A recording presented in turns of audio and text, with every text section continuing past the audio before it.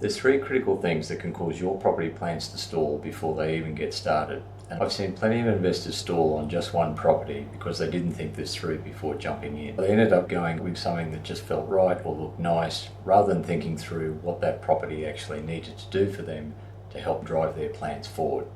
So it's a bit like if you were going to go on an overseas trip. If you were going to do that, you'd basically map out a bit of a plan of where you were going to go.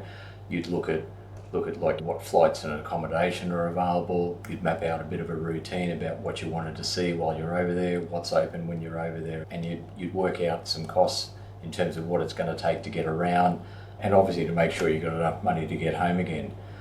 You don't just turn up to the airport in the morning and jump on a plane and just go and fly by the seat of your pants.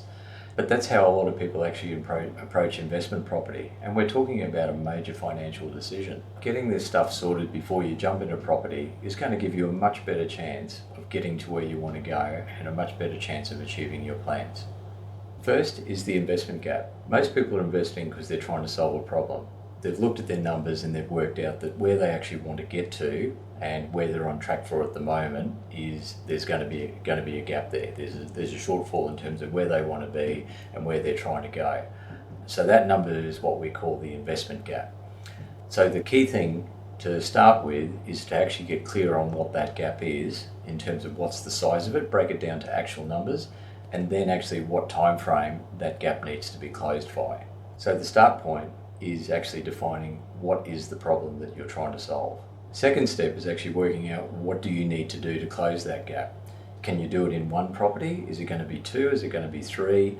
You need to actually work out what actually is required to close that gap, and then what sort of time frame does that need to happen over? Like, how is that going to roll out? If it's going to be multiple properties, does it need to happen close together? Like, is it pretty much a back-to-back type strategy? Or have you got a bit of time? Can you roll it out steadily? So you need to get some definition around how many properties is it going to be, and then what's the timing of those properties? What's the sequencing that's going to be involved?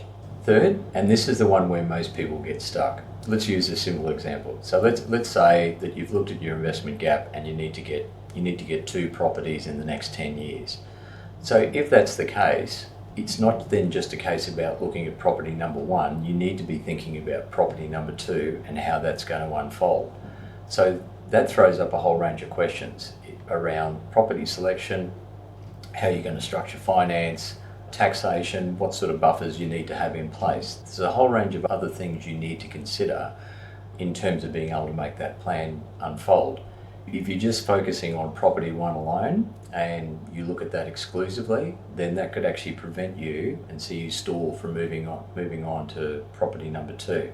And this is usually where I see people get stuck for years because they're not thinking about that next step. They're making decisions purely on the property in front of them rather than thinking what has to happen after that. Hopefully this is starting to make sense, and you can see that there's a whole range of moving parts outside of just the property that's going to actually influence your plans. And the better you can think these aspects through, the better the chance you're going to have of actually reaching your target. Just to recap the three critical steps. One is working out your investment gap. Try and actually get clear on what that is in terms of numbers and the actual time frame you need to close that by. And if you're a bit unclear on how to work that out, I've put a link to another video in the notes below, which actually goes through that, and I'll give you some sort of tips and ideas on how to work that out.